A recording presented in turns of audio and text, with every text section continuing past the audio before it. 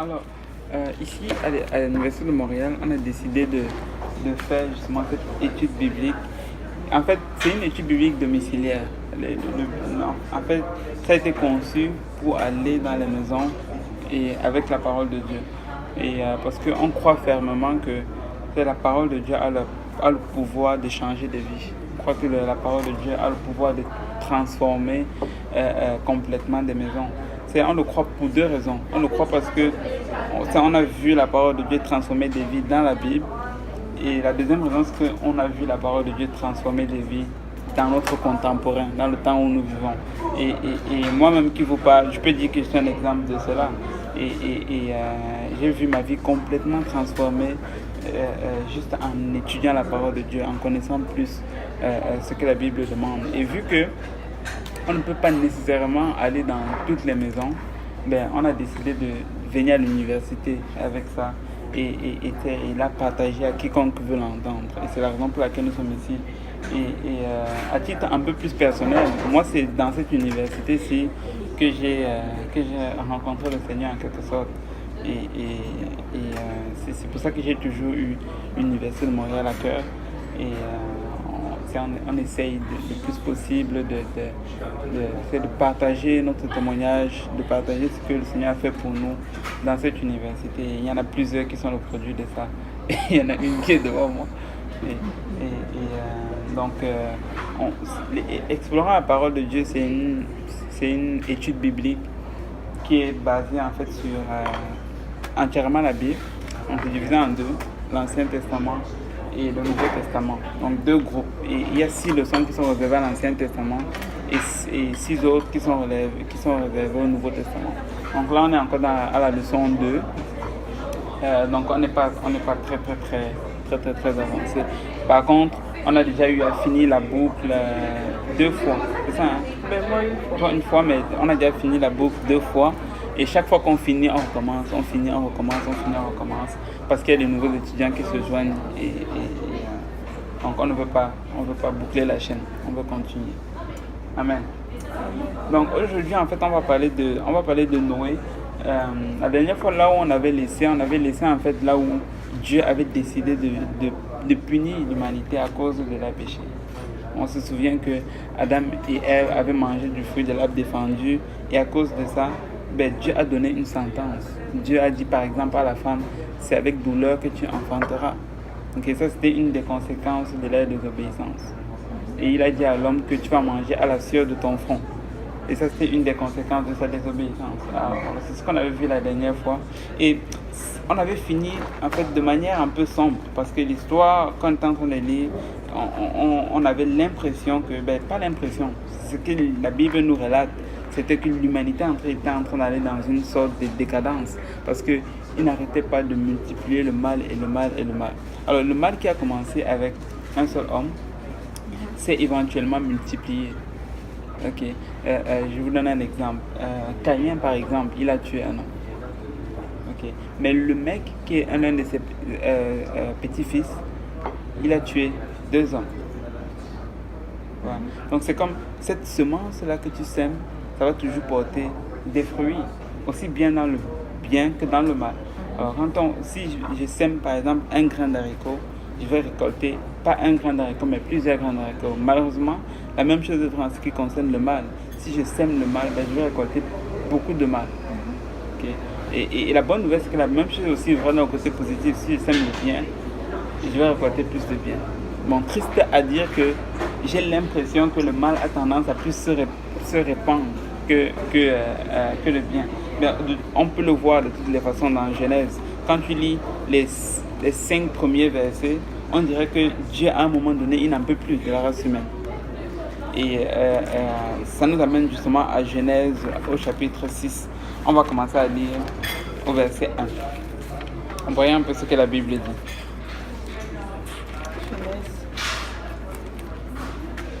Lorsque l'homme eut commencé à se multiplier sur la face de la terre et que des filles leur furent nées, les fils de Dieu virent que les filles des hommes étaient belles et ils en prirent pour femmes parmi toutes celles. Ok. Désolé. Oui, vas-y. Parmi toutes celles... Oui, parmi toutes celles qu'il choisit. Alors l'Éternel dit, mon esprit ne contestera pas à toujours avec l'homme, car l'homme n'est que chair, et ses jours seront de 120 ans. Les géants étaient sur la terre en ce temps-là, après que les fils de Dieu furent venus vers les filles des hommes, et qu'elles leur eurent donné des enfants. Ce sont ces héros qui furent fameux dans l'Antiquité. Ce sont ces héros qui furent fameux dans l'Antiquité. Alors, juste ces 4 premiers versets nous donnent beaucoup d'informations. Ça nous dit que lorsque les hommes eurent commencé à se multiplier sur la face de la terre et que les filles leur furent nées, la Bible nous dit que les fils de Dieu virent que les filles des hommes étaient belles et ils en prirent pour femmes parmi toutes celles qu'ils choisirent. Ça, c'est ce qu'ils ont décidé de faire. On le lit au verset 2.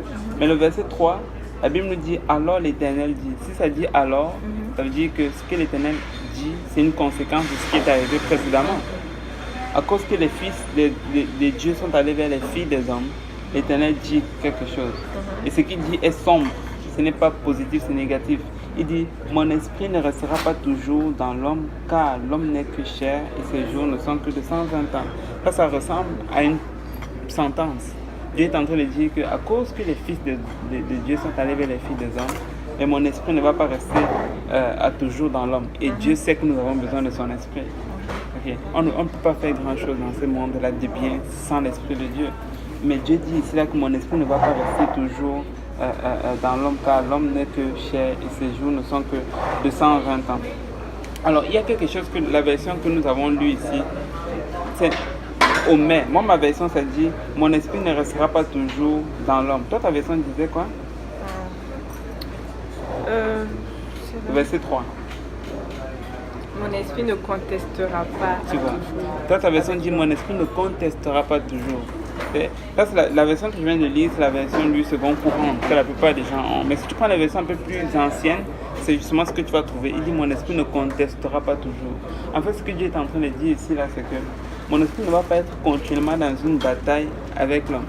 Vous connaissez ce passage qui dit que la chair est faible, mais l'esprit est bien disposé. La chair veut toujours nous pousser à faire des choses qui sont contraires au désir de Dieu. Et l'Esprit de Dieu va venir nous dire non, Achille, ne fais pas ça. Et quand je vais essayer de faire quelque chose qui n'est pas correct, l'Esprit de Dieu va venir me dire non, ne fais pas ça. Non, ne fais pas ça. Mais ce passage-là me fait très peur. Parce que Dieu est en train de dire que cette bataille-là ne va pas continuer éternellement. Il y a un jour où mon esprit va arrêter de contester avec l'homme. Et c'est pour ça que vous allez voir certaines personnes faire certaines choses et vous allez dire comment a-t-il pu faire quelque chose d'aussi terrible? Mais c'est parce que l'Esprit de Dieu a décidé d'arrêter de contester avec lui. C'est la leçon qu'on veut tirer dans cela, c'est qu'on ne veut pas tout le temps être en bataille avec le Seigneur.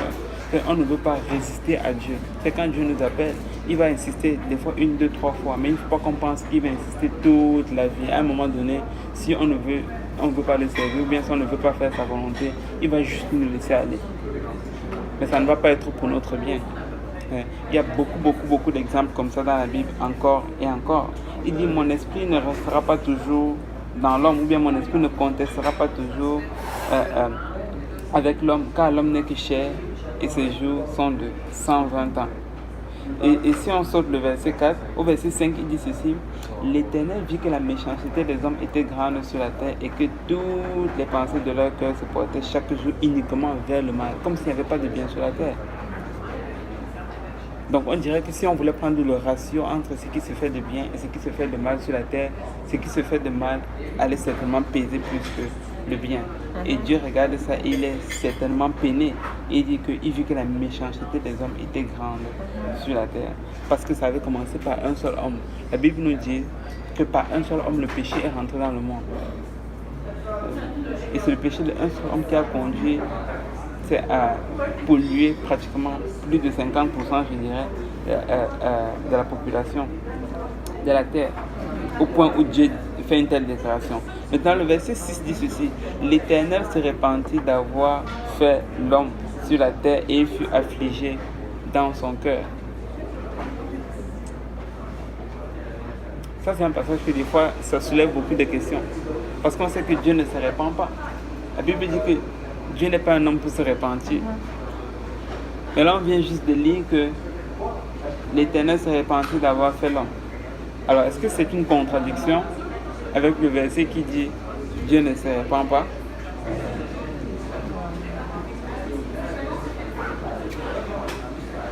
Non, c'est pas en contradiction. Pourquoi vous dites que c'est pas en contradiction? Quelqu'un veut s'essayer? Ou c'est juste parce que vous savez qu'il n'y a pas de contradiction dans la Bible? Mais Dieu se répand dans le sens où il veut peut-être changer des choses. Il veut changer des choses. Donc, je sais, mais je ne sais pas comment expliquer en fait. Okay. C'est ça.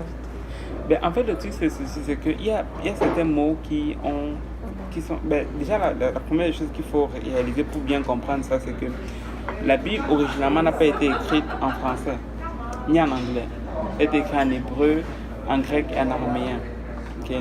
Donc, le français est définitivement une langue plus faible que l'hébreu et que les langues originales dans lesquelles la Bible a été écrite. Pourquoi est-ce que je dis ça? C'est que je vais vous donner un exemple très simple. C'est comme le mot amour. Vous allez le voir à plusieurs fois dans la Bible. Il y a l'amour des hommes, l'amour qu'un frère va avoir pour sa soeur de sang ou bien son frère de sang, okay? Parce qu'ils ont les mêmes parents, généalogiquement parlant. Et ça on appelle ça l'amour filial. Okay? Et puis aussi une autre sorte d'amour c'est l'amour animal, le plus bas niveau. Ça, c'est l'amour éros. Okay? Et puis aussi un troisième niveau d'amour, c'est le niveau d'amour le plus élevé, c'est agapé. Vous avez déjà entendu parler de agapé. Okay? Et ça, c'est l'amour de Dieu en réalité. C'est de cet amour-là que Dieu nous aime. En fait, c'est un niveau d'amour qu'on ne peut pas atteindre sans le Saint-Esprit. Mais le truc est que si tu lis ta Bible, tu ne vas pas voir agapé dedans. Tu vas voir amour partout. Pour toutes les sortes d'amour, tu vas juste voir un seul mot. Tandis que si tu vas aller en grec ou en hébreu, tu vas voir 3 mots différents. Alors, c'est la même chose pour le repentir aussi. Alors, il y a un repentir qui incombe en fait à l'homme, qui s'applique à l'homme. C'est-à-dire que tu changes complètement de tes voies. En fait, c'est ça la première étape lorsque tu veux être sauvé. Pierre avait dit repentez-vous et que chacun de vous soit baptisé au nom de Jésus-Christ pour le pardon de vos péchés. On s'entend que ce n'est pas le même repentir de Dieu ici. Et c'est parce que Dieu n'a pas emprunté une mauvaise voie pour qu'il ait besoin de changer de voie. Tandis que le repentir de Dieu ici, c'est un sentiment de remords. C'est comme il est peiné à cause que l'homme qu'il avait fait destiné à vivre dans des voies agréables est en train de se détourner de ses voies et il est peiné de cela. Et puisque Dieu est lié par sa parole, si l'homme brise sa part de contrat, Dieu n'a pas le choix que de briser certaines choses. Je vous donne un exemple. Si Dieu dit par exemple que l'âme qui pêche mourra, il le dit dans le livre de Jérémie. Si maintenant il n'a péché et qu'elle ne meurt pas et que Dieu ne change rien dans sa loi, si Dieu devient menteur. Donc, dépendamment de comment nous, on appréhende la Bible, dépendamment de comment on appréhende les préceptes de Dieu, Dieu peut décider de changer certaines choses pour rester fidèle à sa parole. Et c'est exactement ce qui est en train d'arriver ici. La Bible dit que l'Éternel se repentit d'avoir fait l'homme sur la terre et il fut affligé dans son cœur. En fait, la suite l'explique. La Bible dit qu'il fut affligé dans son cœur à cause que l'homme ne faisait que tourner ses regards et son cœur continuellement vers le mal. Et la chose qu'on veut réaliser ici, c'est que lorsque nous commettons un péché, lorsque nous commettons quelque chose qui n'est pas agréable aux yeux de Dieu, aussi petit que cela peut paraître, quoique tous les péchés sont égaux, Dieu ne reste pas indifférent. Dieu ne va pas regarder ça et dire « Ah ok, non, c'est correct ». Non, il va être peiné. Comme un parent qui va voir son fils faire une mauvaise chose. Même s'il ne punit pas son fils, il va être inquiet pour son fils. Il va se dire « Mais s'il fait ça, mais je me demande quel fruit est-ce que ça va porter dans son avenir ». Tout bon parent va penser comme ça. Combien plus forte raison Dieu. Donc quand on fait quelque chose qui n'est pas agréable à Dieu, Dieu est peiné dans son cœur exactement comme nous le voyons ici. Et c'est ça que ça signifie se repentir. L'Éternel se repentit au verset 6. Au verset 7, il dit, et l'Éternel dit, j'exterminerai de la face de la terre l'homme que j'ai créé depuis... l'homme que j'ai créé depuis l'homme jusqu'au bétail, aux reptiles et aux oiseaux du ciel, car je me répands de les avoir faits. Et le verset 8 semble comme étant une lueur d'espoir. Mais Noé trouva grâce aux yeux de l'Éternel. Il dit, mais Noé trouva grâce aux yeux de l'Éternel. Alors on était dans cette décadence-là, où Dieu était tellement peiné à cause que l'homme ne faisait que faire le mal. Et Dieu a dit, that's it, je vais finir avec cette race humaine et je vais tout exterminer. Mais Noé trouva grâce aux yeux de l'Éternel. Donc, à cause de Noé, on dirait que la race humaine a eu un souci ici. Voilà. Il ne faut pas négliger le fait que peut-être que dans ton entourage proche, tu es la seule personne qui sert le Seigneur. Peut-être que tu regardes à gauche, les gens ne servent pas Dieu. Tu regardes à droite, les gens ne servent pas Dieu. Les gens n'adhèrent pas à la même chose que toi. Peut-être que Dieu t'a mis dans ce milieu-là pour être un Noé pour cet environnement. Ou bien pour être la personne pour te mettre à la brèche, en fait, pour que Dieu ne détruise pas le milieu dans lequel tu es. Ou bien les gens qui sont autour de toi. En fait, Dieu cherche un intercesseur, c'est ce que je veux dire par là. Dieu cherche des fois une seule personne qui va faire sa volonté pour épargner toute une population. Je vais vous dire à quel point je crois à ceci. Je crois que si Dieu voulait peut-être, mettons, je prends un exemple comme ça, c'est punir des gens qui sont rentrés dans un avion parce que tous ceux qui étaient là avaient fait quelque chose de mauvais. Okay, je ne dis pas nécessairement que c'est déjà arrivé, mais quelque chose de similaire est déjà arrivé. Tous les gens qui étaient dans cet avion-là faisaient des choses mauvaises, mais à cause d'une seule personne qui était là-dedans, qui sert Dieu, Dieu peut décider de ne pas faire, c'est cracher cet avion, juste à cause de cette personne. En fait, on a déjà un prédicateur qui est venu et qui nous a raconté ce témoignage, qu'ils étaient dans l'avion avec sa femme, et puis l'avion, ils ont commencé à paniquer, là, on sentait que l'avion était en train de perdre, le pilote était en train de perdre le contrôle, et l'avion était en train d'aller vers un crash. Et puis sa femme a juste crié Jésus, subitement comme ça, et au même instant où elle a crié le nom de Jésus, l'avion s'est juste stabilisé, et ils ont pu atterrir dans de bonnes conditions. Et ça, c'est une fois de plus, ça c'est le genre de choses que vous n'allez pas entendre aux nouvelles parce qu'ils ne sont pas contents de cela. Mais ça arrive encore et encore. Et je pense que pas des choses qui arrivent de 50 ans en arrière. Non, c'est très récent. Okay. Mais Dieu protège ses enfants.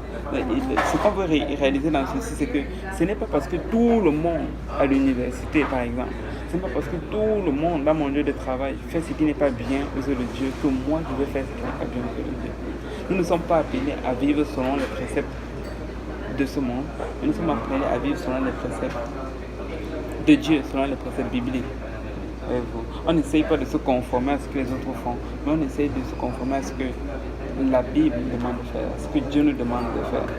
Donc le verset 8 dit, mais Noé trouva grâce aux yeux de l'Éternel. Donc Noé était vraiment une lueur d'espoir pour l'humanité. Et pour nous qui connaissons un peu l'histoire, on sait que si ce n'était pas de Noé, c'est qu'on ne serait pas en 2018 aujourd'hui. Peut-être qu'on ne parlerait même plus de la race humaine. Je ne sais pas si vous le réalisez, parce que Dieu était prêt à détruire toute l'humanité sur la surface de la terre. Donc ça veut dire qu'après Noé, là, il n'y aurait plus personne d'autre qui aurait vécu. Mais à cause de lui, il a réussi à préserver la race humaine et même la race animale. Oui, tout ce qui se met sur la terre à cause de sa justice. Noé trouva grâce aux yeux de l'Éternel. Tu peux continuer au verset 9, s'il te plaît. Noé était un homme juste et intègre dans son temps. Noé marchait avec Dieu. Noé engendra 3 fils, Sem, Cham et Japheth. La terre était corrompue devant Dieu. La terre était pleine de violence. Dieu regarda la terre et voici, elle était corrompue, car toute chair avait corrompu sa voie sur la terre. Alors Dieu dit à Noé, la fin de toute chair, de toute chose, de toute chair, pas devers moi, car ils ont rempli la terre de violence. Voici, je vais les détruire avec la terre. Fais-toi une arche de bois de gopher. Tu disposeras ces arches en cellules et tu l'enduiras de peau en dedans et en dehors. De poids en dedans et en dehors. Donc là, Dieu décide qu'il va détruire toute l'humanité, mais il utilise Noé pour construire un moyen de sauvetage. Il lui dit, fais-toi cette arche-là et tu vas le faire selon le modèle que je vais te donner. Alors Dieu va commencer à donner en fait les dimensions et tout, comment est-ce qu'il devra construire cette arche-là. Alors l'arche ne ressemblait pas à ce que vous voyez nécessairement ici. Mais si vous allez même sur Google aujourd'hui, il y a beaucoup même sur YouTube, il y a beaucoup de documentaires qui parlent en fait de l'arche de Noé. Et ils disent même que jusqu'aujourd'hui, il y a des historiens qui ont fait des recherches et qui ont trouvé certains morceaux, vous imaginez vous, de ce gros bateau-là, de cette grosse structure-là que Noé avait construite. Et ils ont aussi, les scientifiques se sont aussi mis sur le cas et ils sont arrivés à cette conclusion, c'est que si Noé faisait juste une petite erreur dans les dimensions que Dieu lui avait données, mais devinez ce qui allait arriver. Le bateau allait couler. Donc il fallait qu'il fasse exactement comme Dieu lui avait demandé. Et on va le lire tout à l'heure dans la suite, que Dieu a vraiment donné des mesures qui étaient très précises. Ma question est la suivante. Il n'y avait pas d'université de Montréal en ce moment-là pour que tu ailles faire les cours d'architecture, ou bien pour que tu ailles prendre les cours de génie civil. Okay? Donc Noé n'avait définitivement pas un baccalauréat ou bien un doctorat en génie civil ou je ne sais pas quoi. Mais comment est-ce qu'il a fait pour construire cette arche-là avec les mesures que Dieu lui a données au point où, quand les eaux du déluge étaient sur la terre, ben, le bateau n'a pas coulé. Et c'est simplement que Dieu lui a donné l'intelligence pour faire ce que Dieu l'avait appelé à faire. Et la leçon dans ceci, c'est celle-ci. C'est que Dieu va des fois nous appeler à faire des choses que on ne peut pas en réalité faire par nos propres forces, qu'on ne peut pas en réalité faire par nos propres capacités. Et c'est bien que ce soit comme ça, parce que si Dieu nous appelait à faire des choses qu'on peut faire par nous-mêmes, ben, premièrement, il n'aurait pas tiré de gloire dans cela. Et même s'il aurait pu tirer de gloire dans cela, on ne va pas lui rendre la gloire. Parce que généralement, on va seulement rendre la gloire à Dieu quand il s'agit de faire du miraculeux, quand il s'agit de quelque chose de miraculeux, ou bien quand c'est quelque chose qu'on sait qu'on ne pouvait pas faire par nous-mêmes. Là, on va dire, ah oui, ça venait vraiment de Dieu. Et c'est pour ça que généralement, quand Dieu va nous demander de faire quelque chose, ça va souvent dépasser notre entendement. Il y en a qui le disent comme ceci, c'est que si ta vision ne te fait pas peur, elle ne vient probablement pas de Dieu. Okay. Souvent, ce que Dieu va nous appeler à faire va être plus grand que nous. Et on peut le voir avec Moïse. Quand Dieu appelle Moïse pour faire sa mission, Moïse commence à trembler. Il dit non, moi je ne peux pas, il faut que tu choisisses un autre. Parce que c'était plus que ce qu'il pouvait faire par sa propre chair. Mais Dieu ne nous appelle pas dans son œuvre pour nous abandonner à nous-mêmes. C'est quand il nous appelle, c'est parce qu'il va nous équiper aussi. Et il y en a qui disent, il y a ce dicton-là qui dit Dieu ne qualifie pas, Dieu n'appelle pas les qualifiés, mais il qualifie les appelés. Donc il t'appelle, ensuite il te qualifie. Ouais. Donc il ne faut pas qu'on regarde sur nos capacités pour déterminer si on va faire l'œuvre de Dieu ou pas. Si Dieu t'appelle, tu y vas juste. Ouais. Alors, Noé, il a quand même construit cette arche-là. Et j'ose croire quand même qu'il avait l'aide au moins de ses 3 fils. Okay? Je ne pense pas qu'il avait grand aide, mais il devait avoir l'aide au moins de ses fils pour construire cette arche. Okay? Et la raison pour laquelle je dis que je ne pense pas qu'il avait grande aide, c'est parce que Dieu dit à Noé qu'il va faire tomber les eaux du déluge sur la terre. Mais quand tu regardes, depuis le commencement, de Genèse 1 jusqu'à Genèse 6, il y a beaucoup d'années qui se sont écoulées. Ok, juste Adam, il a vécu 930 ans à peu près. Ok, donc il y a beaucoup d'années qui se sont écoulées. Mais pendant toutes ces années-là, minimum un millénaire. Ok, au minimum un millénaire. Il n'y a pas une seule goutte d'eau qui est tombée du ciel. Il n'y a pas eu un concept comme la pluie.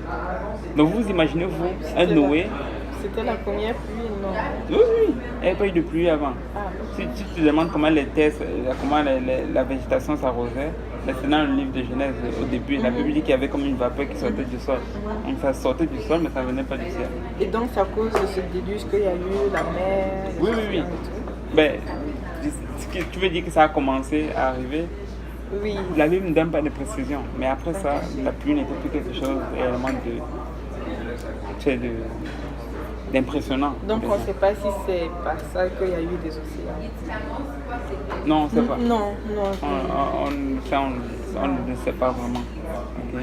Mais c'est sûr que les océans et autres, ça existait déjà avant. Parce que avec la façon que Dieu a créé, quand on a vu la création, il a séparé les eaux d'avec les eaux. Donc les eaux existaient déjà. Okay. Donc ce n'est pas en ce moment-là. Ok. Donc, et là, tu t'imagines maintenant un Moïse qui arrive, un Noé pardon, qui arrive et qui dit Dieu va faire tomber la pluie sur la terre. Les gens vont le regarder, il va lui dire mais toi là tu as déjà 500 ans, probablement que tu souffres de la maladie de l'Alzheimer. Tu ne sais pas ce que tu es en train de dire. Ok. On a dit que Noé est trop vieux, il est en train de dire les choses qui ne font pas de sens. Ok. Mais Dieu lui avait réellement dit que la pluie allait tomber sur cette terre, une pluie tellement abondante que ça allait inonder toute la terre. Et ça me rappelle, ou bien ça me fait penser au temps dans lequel nous sommes en train de vivre.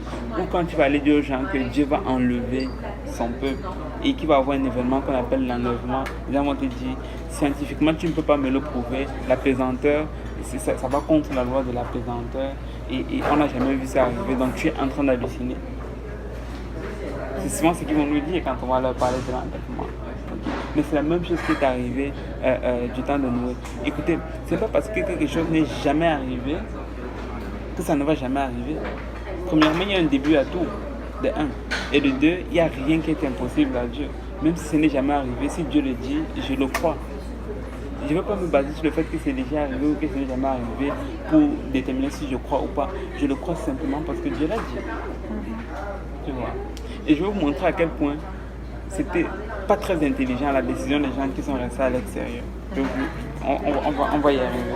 Mais Dieu demande à Noé de construire cette arche-là, ok, et dans lequel ils vont rentrer. Et Dieu lui commence à lui donner toutes les mesures. Et ça, c'était définitivement un moyen de sauvetage dans ce temps-là. C'était le seul moyen de sauvetage. Parce que si tu n'étais pas dans cette arche-là, c'est sûr que tu allais périr sur la surface de la terre. Aucun être humain, aucun être vivant n'allait survivre à l'extérieur de cette arche-là, si ce n'était les oiseaux.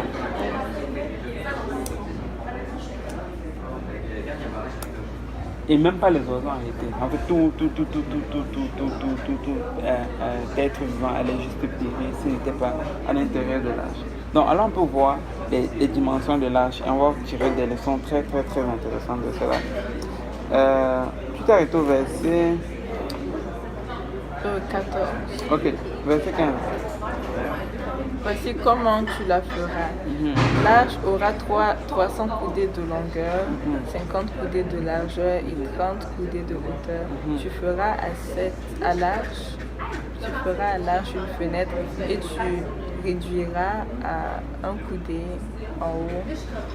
Tu établiras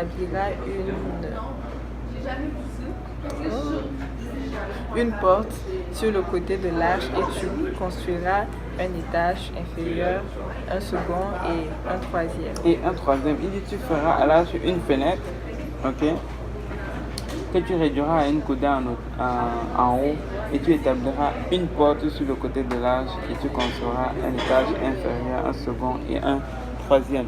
Donc il est en train de dire à Noé que cette arche-là aura combien de fenêtres? Une fenêtre.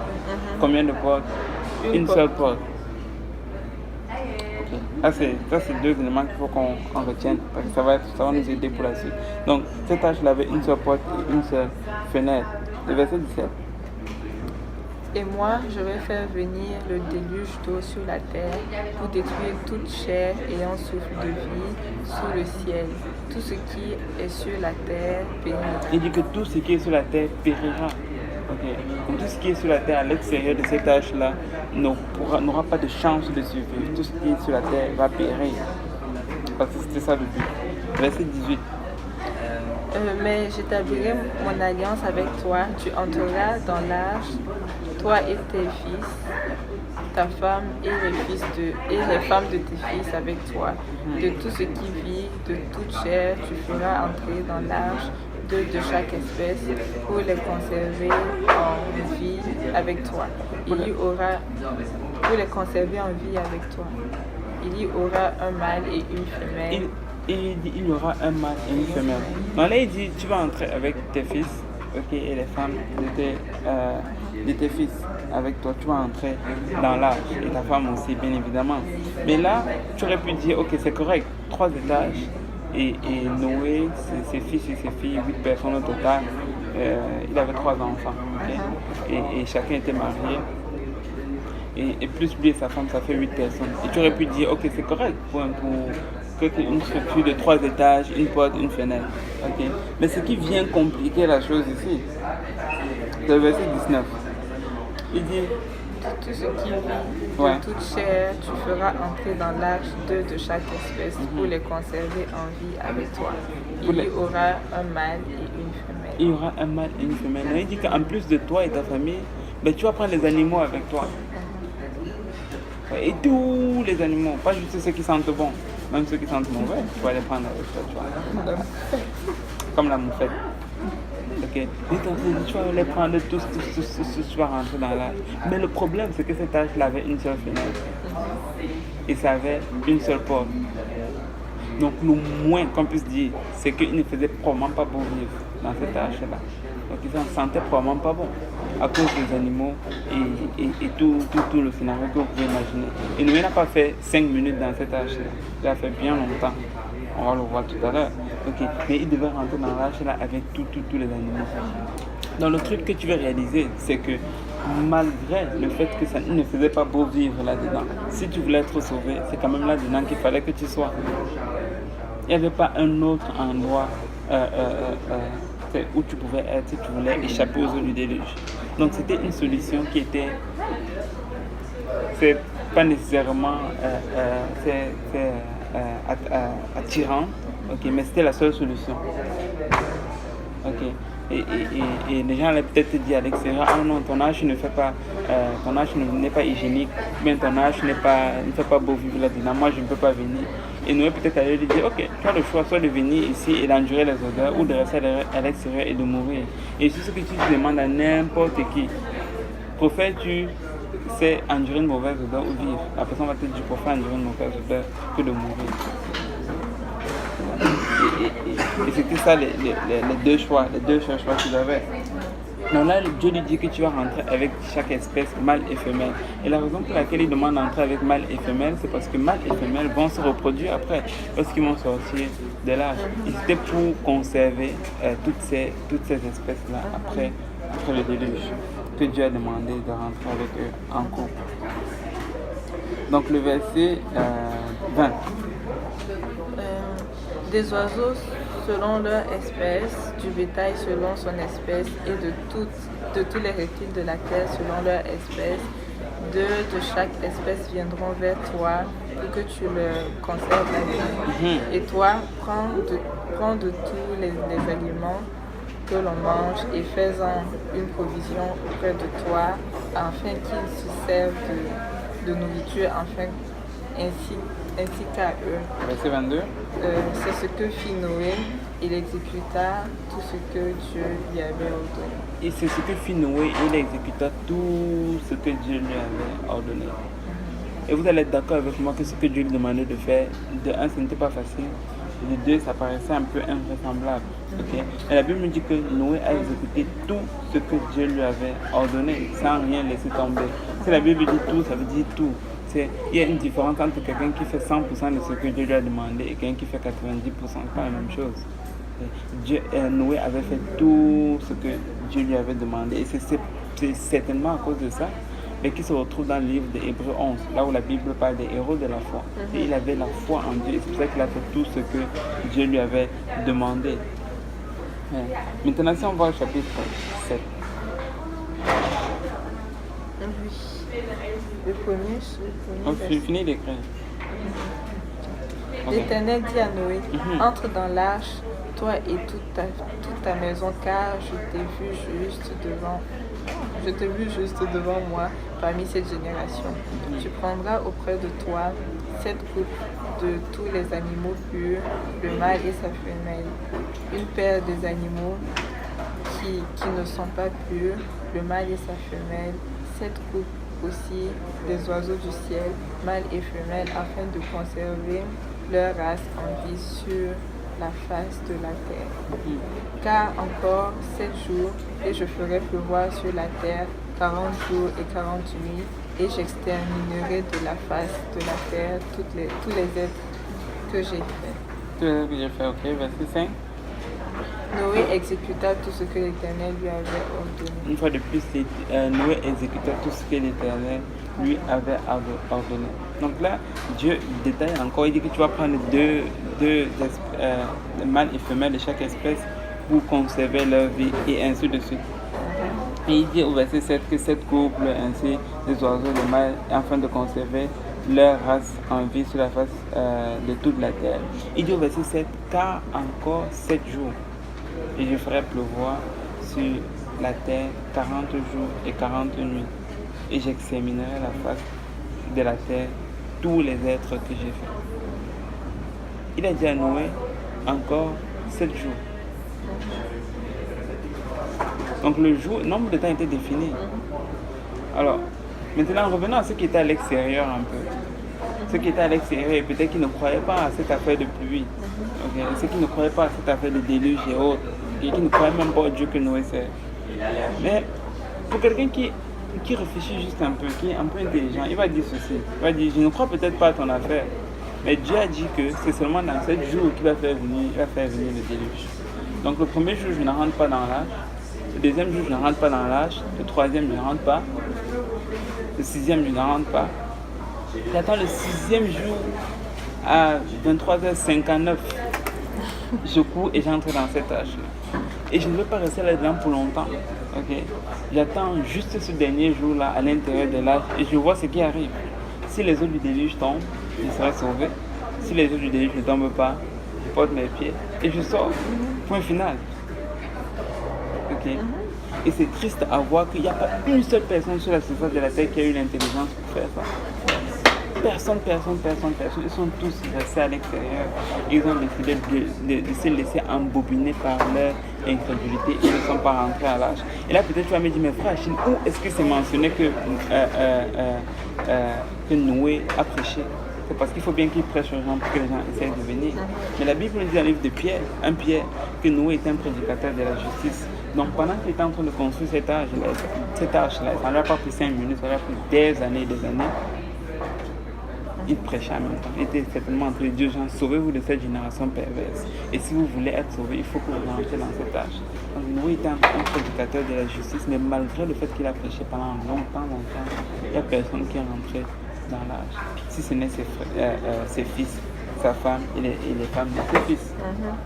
Mais bon, il n'y a personne d'autre qui est rentré à l'âge. Alors voici la raison pour laquelle je crois que les gens n'ont pas eu cette intelligence.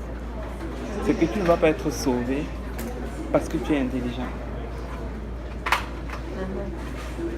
Tu vas être sauvé tout simplement parce que tu aimes Dieu. Parce que voici, je crois que voici ce qui arrive. Il y a des gens qui sont très intelligents. Mais après, quand tu vas leur montrer les simples préceptes de la Bible, ils ne vont juste pas le voir. Et tu commences à te demander pourquoi. Mais c'est dit là dans la Bible. C'est que si tu endurcis ton cœur pour ne pas faire ce que Dieu te demande de faire, lui-même, il va encore t'aider à plus endurcir ton cœur. Et là, quand on va te prêcher les choses simples, tu ne vas juste pas les voir.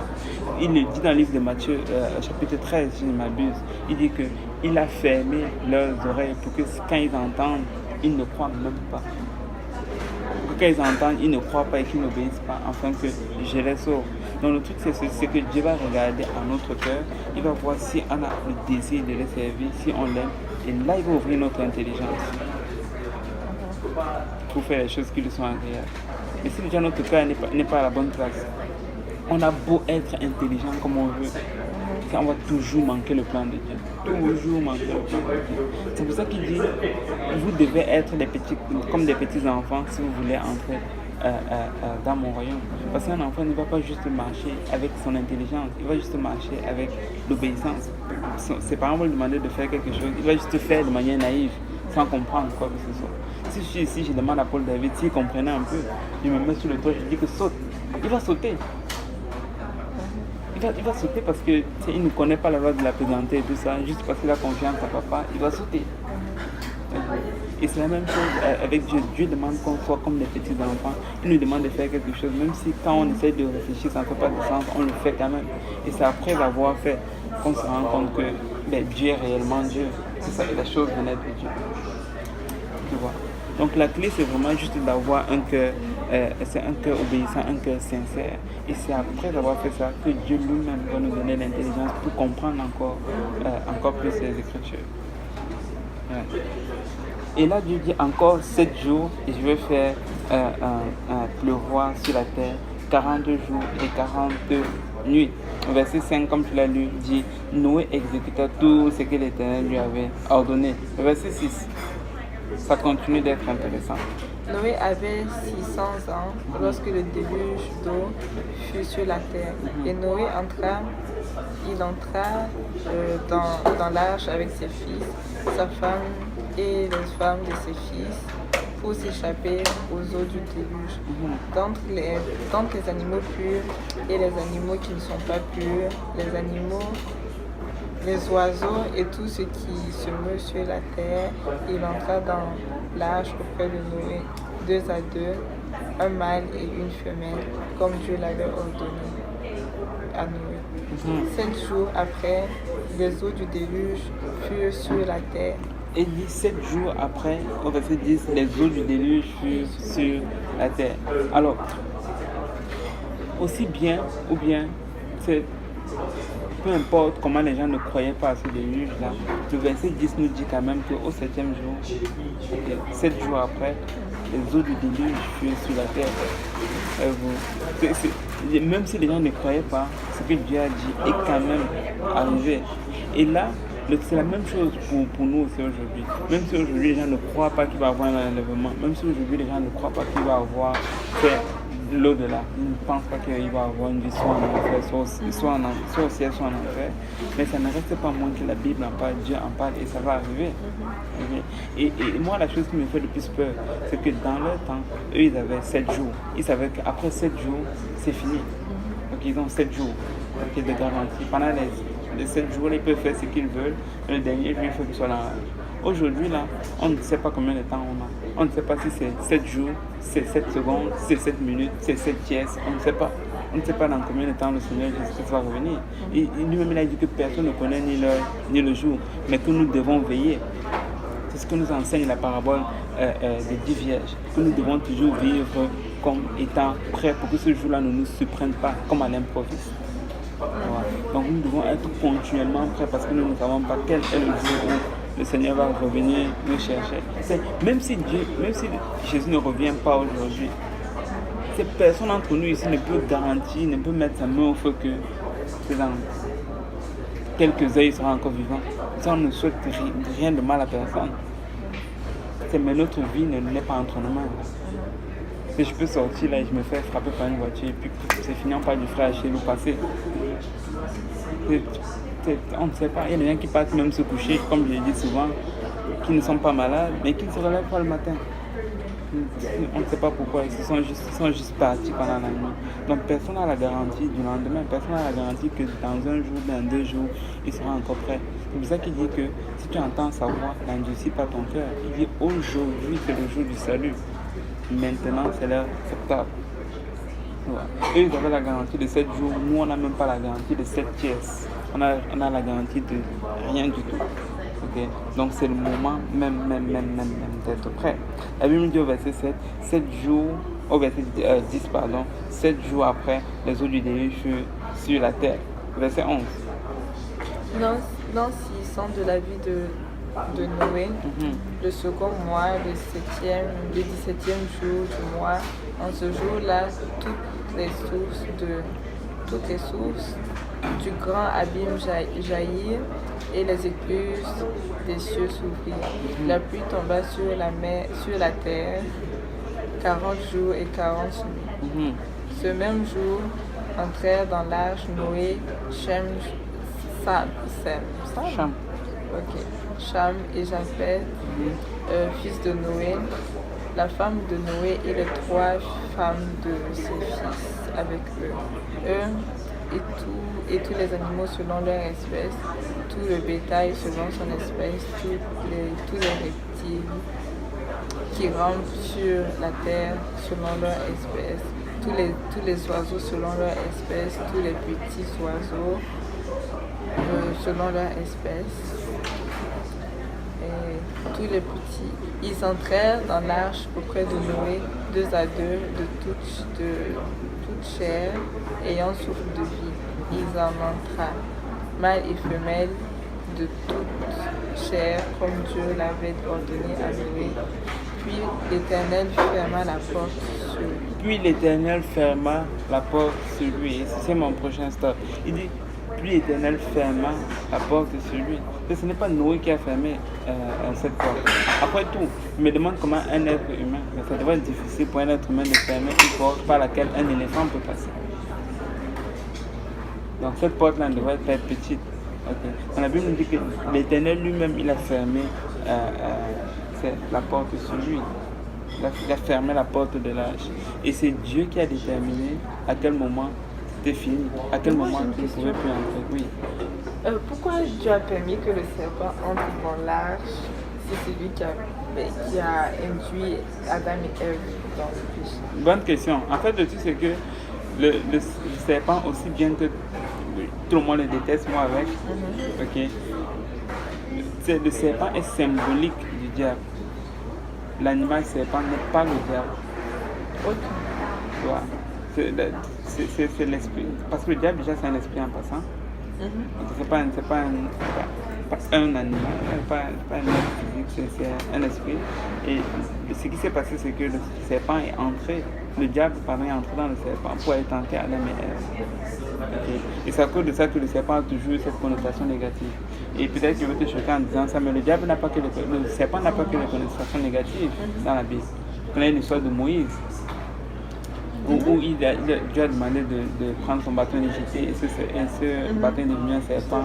Il a même dit de prendre le bâton et de regarder, et que toute personne qui va regarder à ce bâton-là sera guérie. Donc il y a plein de symboles comme ça en ce qui concerne le serpent qui ne sont pas nécessairement négatifs.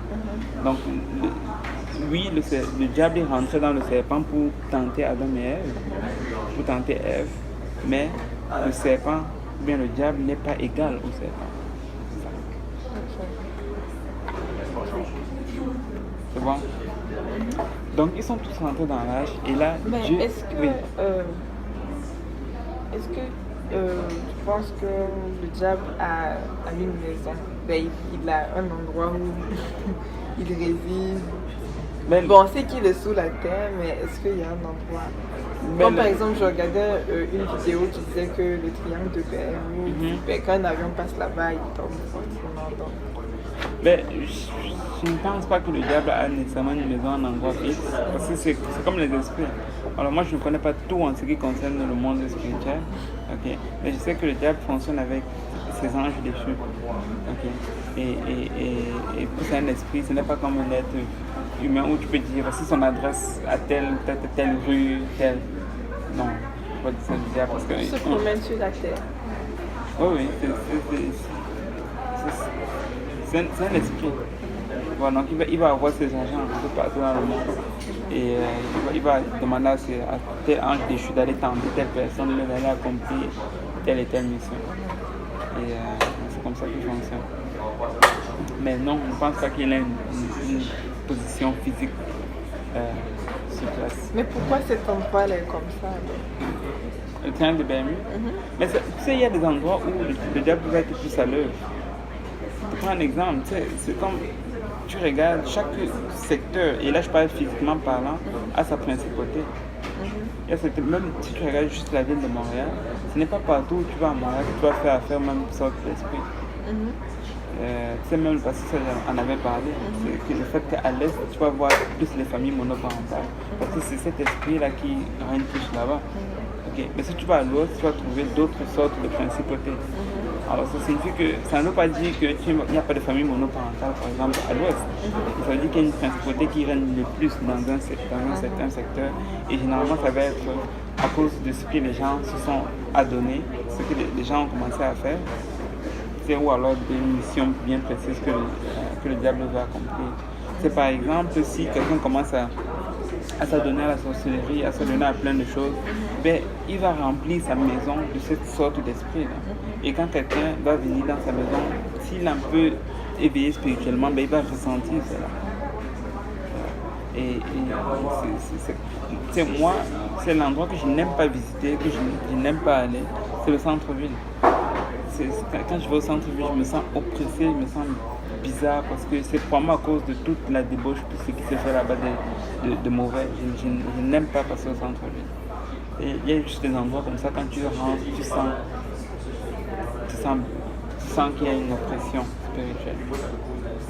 Et tout ça, c'est parce que le diable a fait plein de choses. Ah, ok. C'est parce que le diable a fait plein de choses dans ce secteur. Donc c'est cela. Et c'est de ces choses-là qu'on veut être à l'aise. Tu ne veux pas marcher dans ce monde-là étant juste aveuglé. On ne veut pas commencer à être parano. On ne veut pas commencer à connaître tous les esprits, pouvoir les nommer. Ça c'est l'esprit de terre, ça c'est l'esprit de terre. Mais je ne pense pas que c'est ça le but. Mais le truc c'est qu'il faut être minimalement conscient au moins du monde spirituel. C'est si le diable essaie de t'attaquer dans un certain secteur, tu ne peux pas juste tomber là-dedans c'est les yeux fermés. C'est pour ça qu'on veut être à l'aise spirituellement. Et quand tu commences à développer une vie de prière, l'étude de la parole de Dieu et tout ce qu'on enseigne, tu vas commencer à être sensible à ces choses-là, sans les chercher. C'est comme je rentre dans un endroit, des fois tu peux me faire avoir dans le sens où je peux rentrer dans un certain endroit puis je ne sais même pas ce qu'est la principauté qu'il y a là. Ou bien après un certain nombre de temps, c'est là que je vais me rendre compte. Donc je ne vis pas avec la perspective de il faut que je détecte tel esprit qui est partout, je vais, non, c'est pas ça. C'est juste que des fois ça va juste se faire automatiquement. Que je vais rentrer dans certains endroits, je vais sentir que non, je ne peux pas rester ici longtemps. Et je vais partir où c'est à ça que tu vas arriver. Parce qu'on est définitivement confronté à des esprits. Et même nous sommes des êtres spirituels. On a un esprit. Et il y en a qui vont dire je ne crois pas à cela, c'est faux, c'est de la superstition. Mais il suffit juste que tu rentres chez toi et puis qu'on t'annonce une mauvaise nouvelle. Tu vas voir comment ta réaction va changer. Okay. On a tous une dimension spirituelle, une dimension qu'on ne voit pas. Donc on ne peut pas dire qu'on est juste fait de chair, on est juste fait de matériel, non. On a tout un système de pensée, on a des choses qui se passent dans notre tête qui ne se voient pas et d'une quelconque façon on est influencé par le monde spirituel. Et donc c'est cela, c'est pour ça qu'il faut toujours être le plus à l'aise possible spirituellement pour ne pas être berné par tout ce que l'ennemi fait. Donc c'est cela. Réponds à ta question. Ok, donc voilà comment cette tâche a été construite. Donc je reviens à un verset qu'on a lu tout à l'heure, un peu plus tôt, dans le chapitre 6. C'était qu'il y avait une porte, ok, et une seule fenêtre. Et c'est Dieu qui a fermé la porte de cette tâche-là. Alors, maintenant je vais essayer de faire une transposition pour qu'on réalise un peu à quoi ça nous sert. Parce que c'est bien beau d'apprendre l'histoire de l'arche, ok, lors du déluge. Mais à quoi est-ce que ça nous sert aujourd'hui? Bien que j'ai déjà fait certains parallèles, laissez-moi vous dire quel est le parallèle le plus frappant en ce qui concerne l'arche. L'arche était le seul moyen de sauvetage pour l'humanité au temps de Noé. Toute personne qui voulait être sauvée devait rentrer dans cette arche. Là, il n'y avait pas une autre issue. Parce que tout ce qui était à l'extérieur de l'arche allait périr. L'arche avait une seule porte, l'arche avait une seule fenêtre. Nous vivons aussi dans un temps qui est à la veille du jugement de Dieu, à cause de toute l'iniquité qui se fait sur la surface de la terre. Aujourd'hui, tu n'as même plus besoin d'être chrétien pour admettre que les hommes sont de plus en plus dangereux. Tu n'as qu'à regarder ce qui se passe aux nouvelles. Même ceux qui ne croient pas en Dieu vont dire oh, avant c'était pas comme ça. On dirait que les hommes n'ont plus de morale, les hommes n'ont plus de limites, ils font juste tout ce qu'ils veulent. Okay? Mais ces choses-là, qu'on ne veut pas, ça attire la colère de Dieu et ça attire le jugement de Dieu. Donc il y a aussi un jugement qui attend le monde dans lequel nous vivons. C'est plein, on parle de ça beaucoup dans le Nouveau Testament. Okay. Il y a le jugement dernier qui arrive, okay, où Dieu va juger tout être humain et va décider où est-ce qu'on s'en va. Mais de la même façon que du temps de Noé, il y avait un moyen de sauvetage, du temps dans lequel nous vivons, il y a aussi un seul unique moyen de sauvetage et ça s'appelle l'Église. Dieu a dit dans le Nouveau Testament qu'il va revenir chercher son Église. Et c'est cet ensemble de personnes-là qui va monter, qui aura cru en l'enlèvement, qui aura cru que le Seigneur Jésus-Christ est mort, qu'il était enseveli et qu'il est ressuscité. C'est un ensemble de personnes qui auront cru à ça et qui auront vécu selon les préceptes bibliques, qui vont être enlevées. Et il y a une seule façon aussi, de la même façon qu'il y avait une seule façon de rentrer dans l'âge, il y a une seule façon de rentrer dans l'église. Tu ne rentres pas dans l'église juste parce que tu as reçu une prière lorsque tu étais dans ta chambre. Non, tu rentres dans l'église selon la façon biblique. Dans la façon biblique, ça dit que tu dois te repentir de tes péchés. 1. Tu dois te faire baptiser au nom de Jésus-Christ. 2. Et tu dois être rempli du Saint-Esprit. C'est comme ça que tu rentres dans l'église. Et ces 3 étapes-là constituent la seule porte qui permettait de rentrer dans l'arche. Okay. Dieu ne vient pas chercher une seule personne. Dieu ne vient pas. Quand je parle d'église, je ne parle pas d'église avec petit E, je ne parle pas d'une dénomination en particulier, je parle d'ecclésia, église avec grand E, qui est l'ensemble du corps de Christ, donc l'ensemble des personnes qui ont obéi à l'évangile. Laissez-moi vous dire ce que je crois. Je crois que Dieu ne va pas venir dire Église Pentecôtiste Unie, 1375 Poirier, vous tous qui êtes là, vous êtes toute la délégation du pasteur Graham, venez monter, boum, tout le monde ensemble. Il va aller à l'église telle adresse, je ne sais pas moi, rue Charleroi, vous tous qui étiez là, votre pasteur n'était pas bon, vous tous allez en enfer, vous descendez. Non, c'est pas comme ça que ça va se passer. Il va arriver, il va prendre chacun individuellement. Alors d'une même église, il y a des gens qui seront pris, d'autres qui seront laissés. Donc il ne faut pas qu'on se dise que mon église prêche la vérité, mon pasteur est très loin, ce qu'il prêche c'est de Dieu, certainement que je vais aller au ciel. Non. Tu ne veux pas commettre cette erreur. Tu vas y arriver au ciel avec ton propre carburant.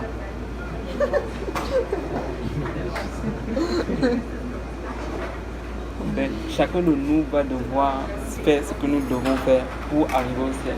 Il a dit que sur 2 personnes qui couchent sur le même lit, une personne sera prise et l'autre sera laissée. C'est dans la Bible, n'est-ce pas? Tu vois? Donc ça veut dire qu'il ne faut pas te fier au fait que tu es entouré de bonnes personnes pour dire que non, tu vas te sauver. Ce n'est pas parce que maman est fervente à l'église que toi tu vas être sauvé. Il y a des gens qui disent ça. Tu essaies d'évangéliser quelqu'un, tu lui dis ok, il faut que tu mettes ta vie entre les mains du Seigneur. Il dit, et tu sais, mon père est pasteur, ma mère c'est quoi le féminin de diacresse ou bien ancienne d'église, ma mère est diaconesse, mes frères sont anciens d'église, c'est sûr que je vais te sauver. Nulle part dans il y en a qui se mentent vraiment avec ça. Ils pensent que c'est parce que leur proche, leur père est pasteur, qu'eux ils vont être sauvés. Non. C'est à nous-mêmes de rentrer. Ce n'est pas si Noé rentrait dans l'arche et que ses fils restaient à l'extérieur, ils allaient quand même être sauvés. Non, il fallait qu'eux-mêmes ils rentrent dans l'arche. Donc peu importe comment tu es proche de quelqu'un qui sert Dieu, toi aussi tu as besoin de servir Dieu pour pouvoir être sauvé. Tu as besoin d'obéir à l'évangile. Alors cette porte-là, c'est répentez-vous et que chacun de vous soit baptisé au nom de Jésus-Christ pour le pardon de vos péchés. C'est comme ça qu'on entre dans l'âge pour ultimement parvenir au salut. Rappelez-vous d'une chose, dans cet âge-là, il n'y avait pas juste 8 personnes, il y avait une multitude d'animaux. Okay. Et ce n'était pas juste les animaux qui sentaient bon, comme je disais tout à l'heure, il y avait aussi la moufette. Il y avait aussi les animaux qui ne sentent pas bon là-dedans. Okay. Mais Noé devait quand même rentrer avec toutes ces autres espèces. Donc ça veut dire que oui, c'était le seul moyen de sauvetage, mais ce n'était pas le lieu le plus agréable. Comme pour dire que des fois, quand tu vas arriver à l'église, quelqu'un va te marcher dessus. Et peut-être la personne s'appelle le frère Achille. Ok, peut-être. Okay. Mais tu peux dire une chose à l'avance, c'est que ce n'est pas intentionnel. Ok. Donc ça ne va pas toujours être comme on le pense. Ça ne va pas toujours être tout beau, tout vert dans l'église. Mais je ne sors pas de l'église pour rien au monde. Je ne suis pas rentré là pour quelqu'un. Je ne suis pas rentré là pour faire plaisir à quelqu'un. Je suis rentré là parce que je connais ma destination. Ma destination c'est le ciel. Peu importe comment quelqu'un m'offense, je reste dans l'église. Je ne veux pas hypothéquer mon salut à cause d'une offense, à cause de comment quelqu'un se comporte, à cause de comment quelqu'un fait. Je connais ma destination c'est le ciel. Et je sais que la seule façon pour moi d'y arriver, c'est de rentrer dans l'église. Donc je reste dans l'église. Tu ne vas pas sortir d'un autobus parce que quelqu'un t'a giflé. Tu as vu qui être dans un autobus qui est à vivre à lui et quelqu'un va lui faire quelque chose de mal, il va dire moi toi tu m'énerves, je veux sauter par la fenêtre. Vous avez vu quelqu'un faire ça? Non? Parce qu'il sait que s'il saute par la fenêtre, il va mourir. Ça va être grave. Et c'est la même chose qu'on fait souvent quand on pense même à sortir de l'église. C'est parce qu'on a oublié qu'à l'extérieur, c'est le déluge. On a oublié qu'à l'extérieur, là, il n'y a pas de vie. Tu sors, tu te noies à coup sûr. De la même façon aussi, si tu sors de l'église, tu ne vas pas y arriver et c'est à coup sûr. Et ça, ce ne sont pas mes paroles, c'est la Bible. Et on veut juste passer dans l'église. Et ce n'est pas non plus vrai que tout est négatif dans l'église. Et il y a du fun dans l'église.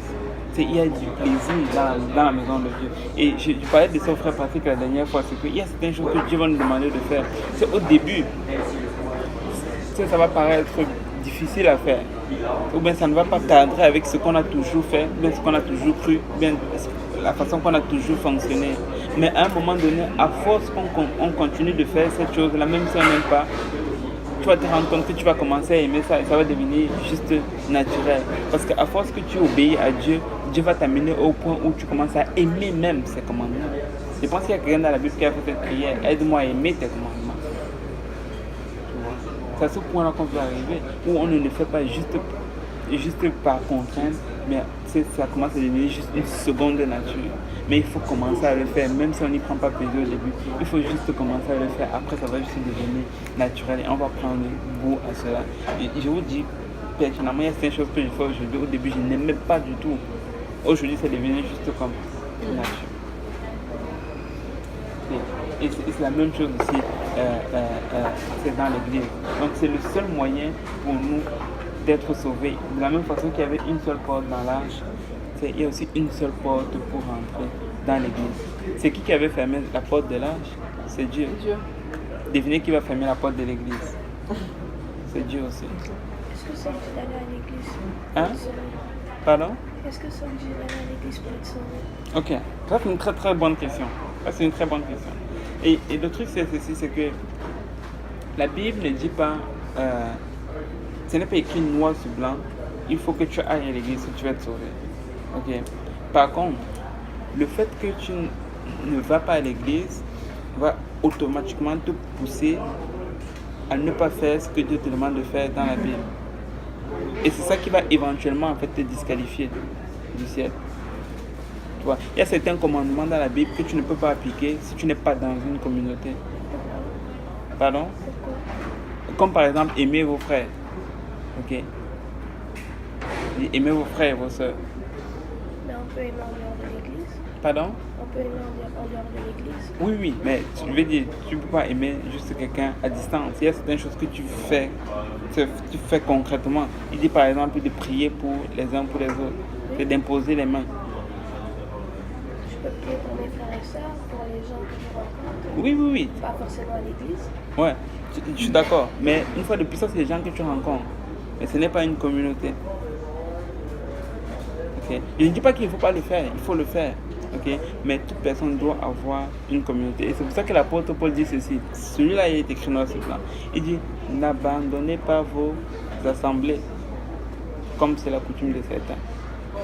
Il le dit dans le livre d'Hébreux. Tu vois.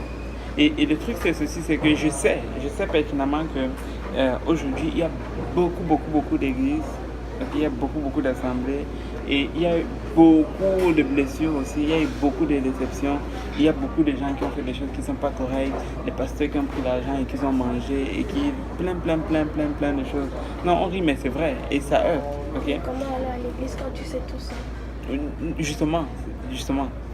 Le truc c'est ceci, c'est que premièrement, avant d'aller dans une église, il faut que tu te rassures que cette église-là va t'amener au ciel.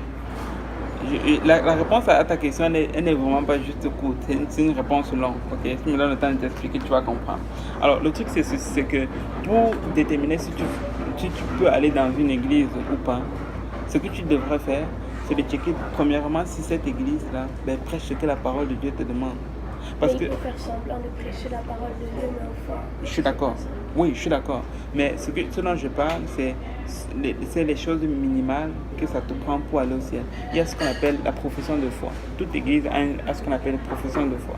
Et ils vont souvent le mettre sur leur site web, ou bien si tu approches quelqu'un de l'église, il va te dire, nous on croit en ceci, nous on croit en cela, nous on croit en cela, nous on croit en ceci.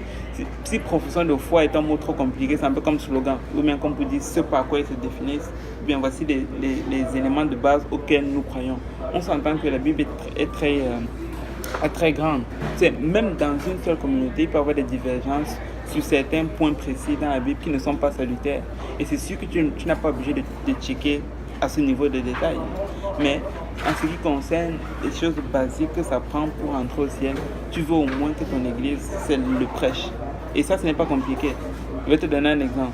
La Bible dit par exemple que pour être sauvé, ça prend que tu te répands, que tu sois baptisé et que tu reçoives le Saint-Esprit. C'est écrit noir sur blanc dans plusieurs versets de la Bible. Alors maintenant, si toi tu portes tes pieds, tu vas dans une église qui te dit tu peux aller au ciel, même si tu vis n'importe comment, tu n'as pas besoin de te repentir. Ça me paraît quand même très flagrant que cette église ne va pas t'amener au ciel. C'est comme déjà sur le point de départ, ça commence déjà pas bien. Tu vois. Et malheureusement, Christ a dit, généralement, ces églises qui prêchent cela, qui ont déjà une liberté sans limite, okay. C'est justement ces églises-là où le pasteur va avoir une liberté aussi sans limite et il va juste décevoir les gens. Tu vois. C'est comme il faut checker d'abord les choses les plus importantes, comme ton salut. Est-ce que cette église-là prêche ce que la Bible dit que tu as besoin de faire pour être sauvé, et que cette église-là prêche vraiment contre le péché, parce que c'est ça qui va nous garder pour ne pas aller en enfer aussi. Mais ce que je dis, c'est qu'on a entendu des gens dire c'est pas bon de pécher. Peut-être aujourd'hui je vais dire c'est pas bon de pécher, mais moi-même je pêche. Oui, mais non. C'est juste pour dire aux gens c'est pas bon, mais enfin, toi tu fais. Oui, je suis d'accord. Je suis d'accord qu'il y a aussi les œuvres, tu vois. Mais ça, c'est déjà au moins un point de départ. Et quand on dit ne pas pécher, ça ne veut pas dire que la personne est parfaite. Il n'y a aucun homme sur la surface de la terre, y compris les pasteurs, qui est parfait. Fait que prêcher quelque chose, ça ne veut pas nécessairement dire que, quand je prêche quelque chose, ça ne veut pas nécessairement dire que j'ai atteint la perfection dans cela. Mais ça ne veut pas non plus dire que je vis délibérément dans le péché. Tu vois, il y a une différence entre quelqu'un qui pêche volontairement sans avoir de garde-fou et quelqu'un qui commet une erreur et qui fait un péché. Parce que ça, c'est deux choses différentes. Et c'est là que ça devient vraiment important. Il faut que tu regardes la motivation de la personne. Il y en a qui, oui, comme tu dis, ils vont juste te prêcher dessus. Mais après, quand tu vois leur style de vie, c'est totalement autre. La Bible dit que tu vas reconnaître un arbre à ses fruits. Tu vois. Et même quand ça vient au moment des faux prophètes, la Bible dit que tu vas reconnaître un arbre à ses fruits. Donc oui, il faut regarder les fruits, c'est pas contre cela. Il faut regarder les fruits de ton pasteur. Regarde s'ils disent réellement selon la parole de Dieu. Et là, tu vas décider si tu vas là ou pas. Mais le piège dans lequel il ne faut pas tomber, c'est de croire que comme il y a certaines églises qui ne prêchent pas la vérité, et peut-être même plusieurs, je te l'accorde, ça signifie qu'il n'y a aucune église qui prêche la vérité. Ça, c'est le piège dans lequel le diable veut qu'on tombe. Il dit, regarde à tel endroit, à chaque coin de rue, il y a plusieurs églises, et tous, il y a des scandales. Ça ne veut pas dire qu'il n'y a pas la vérité. Il y a peut-être plusieurs églises qui ne prêchent pas la vérité, mais ça ne veut pas dire qu'il n'y en a pas qui prêchent la vérité. Tu vois, moi qui te parle, j'en connais plusieurs qui ne prêchent pas la vérité, et que j'ai même déjà côtoyé. Mais j'en connais aussi qui prêchent la vérité. Tu vois un peu. Ça, c'est vraiment le plus gros piège qui guette beaucoup de gens. Et la Bible dit aussi que dans les derniers temps, la foi d'un grand nombre va se refroidir, mais la charité d'un grand nombre va se refroidir.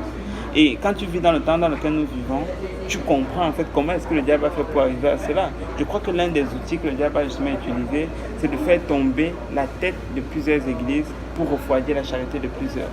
Alors c'est un coup dur de voir que ton dirigeant ou bien ton pasteur est tombé. Mais il ne faut pas laisser cela t'influencer, il ne faut pas laisser cela être une occasion de chute pour toi.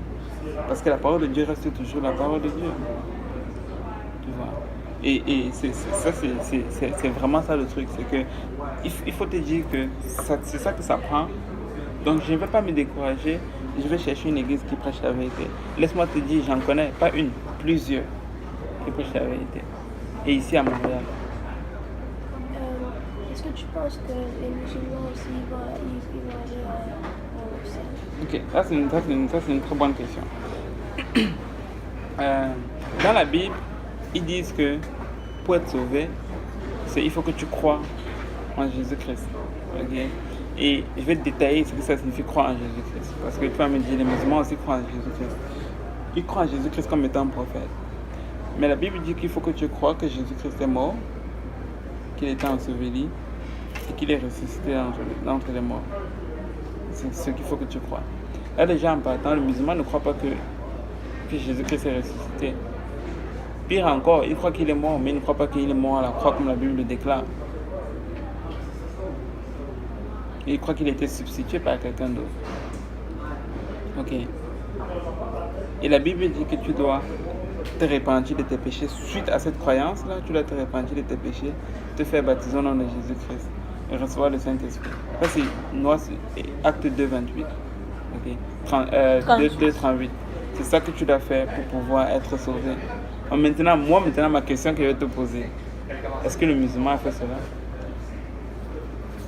Tu connais un musulman qui a fait cela? Qui croit que Jésus-Christ est mort, enseveli et ressuscité et qui s'est fait baptiser au nom de Jésus-Christ pour le pardon de ses péchés. Ta mère? Ok, donc elle croit que Jésus-Christ est mort, elle est ensevelie, elle est ressuscitée, elle est baptisée au nom de Jésus-Christ, c'est ça? Je pense, oui. Si elle a fait ça, elle n'est pas musulmane. Elle était chrétienne, elle s'est convertie à l'islam. Ok, donc ça veut dire que si elle s'est réellement convertie à l'islam, ça veut dire qu'elle a réalité régné ce qu'elle fait aujourd'hui. Elle a quoi? Ça veut dire qu'elle a régné ce qu'elle avait fait auparavant. Elle a rejeté ce qu'elle avait fait auparavant. Parce que si tu veux être sincère, les deux livres sont carrément contradictoires. Tu peux pas embrasser les deux. Mais pourquoi il faut croire à un livre pour se dire qu'on va aller au paradis? Qui a écrit tous les livres? Ok. Ben, en fait, le livre, la Bible, c'est la parole inspirée de Dieu. Il le dit dans le livre de 2 Timothée 3,16, car toute écriture est inspirée de Dieu. Il dit aussi dans 1 Pierre quelque chose, 1 Pierre 1,21 je pense, il dit « Ce n'est pas par une volonté d'homme qu'aucune prophétie n'a jamais été donnée, mais c'est poussé par le Saint-Esprit que les hommes ont écrit de la part de Dieu. » Donc oui, c'est les hommes qui ont pris leur stylo pour écrire, mais ils écrivaient sous l'inspiration divine. Alors, quand on dit croire au livre, on n'est pas en train de dire que croire au papier. Okay. On n'est pas en train de dire croire à de l'encre. On est en train de dire de croire à la parole de Dieu, parce que la parole de Dieu, c'est Dieu. Ce que tu dis dans Jean 1, au commencement, la parole était avec Dieu et la parole était Dieu. C'est ça le truc. Mais honnêtement, ce que je ferais à ta place, si j'avais ma maman qui était devenue musulmane, c'est que j'aurais commencé juste à prier pour elle. Non, sincèrement, parce que si tu crois que c'est le moyen pour arriver au ciel, c'est de passer par ce que la Bible enseigne, tu ne peux pas croire en même temps que tu peux y arriver si tu passes par un autre chemin. Moi, je pense qu'il suffit d'être mort pour aller au ciel. On n'est pas obligé de suivre ce que la Bible ou le Coran dit. Ouais. Si quelqu'un n'est pas baptisé, est-ce que Dieu peut l'aider? Oui. Genre, tout le long de sa vie, Dieu va l'aider? Oui, Dieu peut l'aider. Mais ça veut dire quoi? Ça veut dire que Dieu l'aime, non? Oui. Oh oui. Mais regarde, ce n'est pas parce que tu... même si tu te retrouves aujourd'hui, même si quelqu'un se retrouve demain en enfer, ce n'est pas parce que Dieu ne l'a pas aimé. Pas du tout. Pourquoi? Parce qu'il a fait de mauvais choix, de mauvais actes? Bien sûr, c'est juste parce que Dieu est juste. Il y a l'amour de Dieu, il y a la justice de Dieu aussi. Et justement, l'amour de Dieu va faire en sorte que les gens vont venir et lui dire il faut que tu ailles il faut que tu serves Dieu, et les gens vont prier pour lui, et ainsi de suite. C'est pour ça que je t'ai dit, moi, ce que je ferai à ta place, c'est de prier pour ma maman. Mais ça, c'est bien sûr, il faut que tu... C'est sûr que si déjà tu penses que les deux voies sont pareilles, il faut peut-être plus considérer de voir de plus près ce que la Bible dit. Là, tu m'as dit tout à l'heure que tu penses que si quelqu'un fait le bien, il va y arriver. C'est ça, c'est ce que l'homme pense. Pour être honnête avec toi, j'aurais aimé que ce soit aussi comme ça. Mais on peut servir Dieu sans lire la Bible. Moi, je ne suis pas baptisée. Je ne vais pas à l'église. Ok. Je prie chez moi. Ok.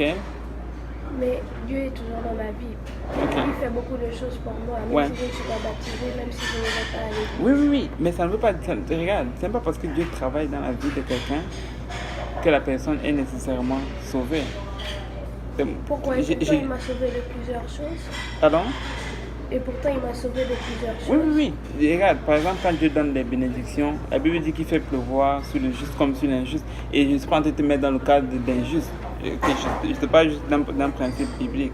Okay. Ce n'est pas que Dieu réserve juste ses bénédictions pour ceux qui le servent. Dieu bénit tout le monde. Okay. Mais le truc, ce dont nous sommes en train de parler, c'est qu'il y a un jugement qui arrive dans l'au-delà. Où tu ne pourras plus changer de voie, en réalité. Il dit que si tu meurs étant injuste, tu vas rester injuste. Si tu meurs étant juste, tu vas rester juste. Si tu meurs étant sauvé, en réalité, tu vas rester sauvé. Si tu meurs étant perdu, ben, tu vas rester perdu. Mais ça ne veut pas dire que Dieu le bénit. Voici même ce que je crois. C'est que des fois, même la bénédiction de Dieu, ce n'est pas une approbation. Ça ne veut pas dire que Dieu approuve tes voies, en réalité. Des fois, Dieu le fait juste pour que tu réalises sa bonté, son amour, pour que tu viennes à lui. Il dit, sa bonté nous attire à la repentance. Des fois, Dieu va être bon envers nous pour nous attirer à la repentance. Ce n'est pas pour qu'on continue de vivre dans notre vie, dans notre façon de vivre. Tu vois? Donc, il ne faut pas prendre pour acquis que le fait que Dieu te bénisse pour dire, ok, certainement que je suis juste en présence de Dieu. Et ça, c'est même pour moi. Des fois, Dieu va me bénir de façon que je ne pouvais même pas imaginer. Mais je ne veux pas prendre ça pour dire, ah, c'est certainement parce que j'ai fait une bonne chose. Non. Non. Il dit il y en a combien des commandements de Dieu? 600 et quelques. Ah bon? 613. Il n'y en a pas juste 10. Les 10 là, ça regroupe c'est les 613. Okay? Mais il y en a beaucoup. Okay. Et c'est ça le truc. Je ne sais pas si ta question c'était de savoir si quelqu'un peut respecter tous les 10 commandements. C'était ça ta question? Non. Ok. Mais c'est ça le truc, c'est que aujourd'hui, dans le temps dans lequel nous vivons, c'est le moyen que Dieu a mis en place réellement pour sauver, c'est de passer par l'Église. Donc la vraie religion, c'est le christianisme. Mais le truc, c'est si tu me demandes mon avis, je vais te dire bien sûr que oui. Les musulmans aussi vont dire la même chose? Oui, c'est ce qu'ils vont dire. Ils vont le dire selon ce qu'ils ont lu. Tu vois. Mais le truc, c'est que nous, en tant que chrétiens, notre mission n'est pas de dire tout ce que les gens font, peu importe comment ils font, ils vont quand même y arriver. C'est que si je crois en ce en quoi j'ai mis ma foi, ben, je vais y croire à 100%. C'est si je dis en même temps que les chrétiens vont être sauvés, les musulmans vont être sauvés, ça veut dire que je ne crois pas réellement à ce qui est écrit dans la Bible. Parce que ce que les musulmans font et croient est carrément contradictoire à ce que la Bible dit. C'est juste la simple honnêteté, la simple logique. Tu vois un peu. Et ce n'est pas par haine pour les autres religions qu'on le dit. Non, c'est simplement par honnêteté. Moi aujourd'hui, j'en connais des gens qui étaient musulmans, qui étaient vraiment de bonnes personnes, que j'ai côtoyés dans cette université et qui essayaient d'islamiser les gens. Aujourd'hui, il est pasteur de l'église où on va aller tantôt. Mais c'est ce que tu fais aussi? Quoi ça? Tu m'as dit de prier pour ma mère. C'est ça. Mais sincèrement. Mais tu essayes de, je ne sais pas, chrétien, je ne sais pas quoi, les autres. Mais oui, c'est ce que la Bible me demande de faire. Il dit d'aller par tout le monde et de faire des nations mes disciples. Si tu crois que quelque chose est bon, tu vas essayer de faire que ton voisin le goûte. Tu vois? Ça vient juste de soi. En fait, c'est comprendre le principe en Bible. Te demander de prier pour ta maman. Actuellement, d'après ce que j'ai pu comprendre, j'ai quand même une position de chrétien et une position de musulman. Si tu crois en cela, tu sais que ta maman avait une position de chrétien avant, et par la suite elle était musulmane, en tant que chrétienne.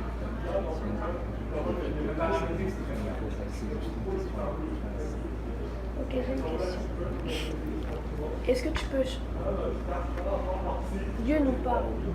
Dieu est capable de te dire, fais ça, vas-y, fais ça. Si Dieu me dit aujourd'hui, convertis-toi. Oui, convertis-toi. Il change de religion. Ok. Ça veut dire quoi? Que il vient me donner une mauvaise religion, je vais aller en enfer. Ok. Mais le truc, c'est qu'il faut que tu réalises que Dieu ne peut pas dire quelque chose qui est contradictoire avec sa parole. Parce qu'il ne se contredit pas lui-même. Mais qui a créé les religions? Il y en a plusieurs. C'est les hommes. Les hommes? Ouais. Ça aussi, c'est les hommes. Oui, ouais. Mais c'est... Mais quand tu parles de religion, si tu veux parler par exemple du catholicisme, pentecôtisme et autres, tout ça c'est l'œuvre des hommes. Ok. Mais si tu regardes dans la Bible, tu ne vas pas voir toutes ces dénominations-là. Ok. Tu vas voir des chrétiens. C'est ça que tu vas voir dans la Bible. Ok. Donc dans ce sens-là, oui, c'est les hommes qui ont créé c'est les religions. Mais Dieu ne va jamais venir te dire, va faire le contraire de ce que j'ai dit dans ma Bible, dans ma parole. Il ne peut pas te dire quelque Mais chose. c'est pas sa seule parole. Oui, c'est sa seule parole. Donc les musulmans. Oui, je sais. Là, tu vas me dire, les musulmans disent aussi que le Coran, c'est la parole de Dieu. Ok. Mais le truc, c'est ceci, c'est qu'il y a un seul Dieu. Et le même Dieu ne peut pas dire deux choses contradictoires. Juste, est-ce que tu es d'abord d'accord en partant que une Tu as personne... lu le Coran? Tu as lu le Coran? Non, je n'ai pas lu le Coran en entièreté, mais j'ai lu certains sourates. Et je connais beaucoup de principes du Coran. Ok, mais je te promets vraiment que je peux te donner quelques exemples. Je t'en ai donné tout à l'heure, je peux t'en donner d'autres, mais les deux livres ne sont définitivement pas dans la même lignée. C'est contrairement contradictoire. Et juste à cause de ce fait-là, ça ne peut pas venir de la même personne. Je ne peux pas dire dans un de mes livres que voici le moyen pour être sauvé. Et je dis dans l'autre livre que voici le moyen pour être sauvé. Et les deux moyens sont complètement contradictoires. Donc maintenant, maintenant le truc c'est ceci, c'est que il y a un seul Dieu, il y a un seul vrai Dieu. Ok. Mais il y a beaucoup de faux dieux. Exactement comme tu le vois dans la Bible. Ok. Juste même déjà les satanistes, leur Dieu c'est Satan. Ok. Donc ce n'est pas parce que tu entends dire ok, ce que je fais vient de Dieu que si c'est nécessairement du seul vrai Dieu. Peut-être faudrait-il qu'on donne un nom propre à ce Dieu-là. Le Dieu des chrétiens, c'est Jésus-Christ. Et là encore, tu viens de voir une autre distance entre la chrétienté et l'islam parce que les musulmans ne reconnaissent pas Jésus-Christ comme étant Dieu. Tandis que Jésus-Christ est littéralement Dieu dans la Bible. C'est Jéhovah, Sauveur. Tu vois? Et c'est ça le truc. C'est que quand on dit que c'est inspiré de Dieu, si tu veux, je peux dire que c'est inspiré de Jésus-Christ, qui est Dieu. Mais le Coran, aucun musulman ne va te dire que c'est inspiré de Jésus-Christ. Ils vont te dire que c'est inspiré de Dieu, qui est un nom commun, un attribut. Ils ne vont jamais te dire que c'est inspiré de Jésus-Christ. Tu vois? Et c'est ça la différence. Moi, vraiment, le truc, c'est ceci, c'est que...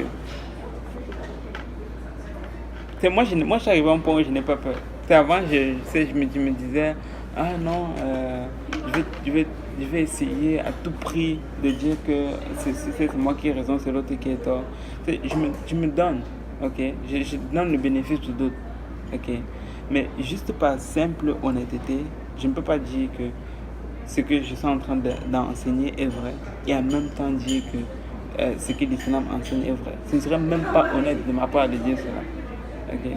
Donc je ne vais pas essayer de trouver un moyen de concilier les deux.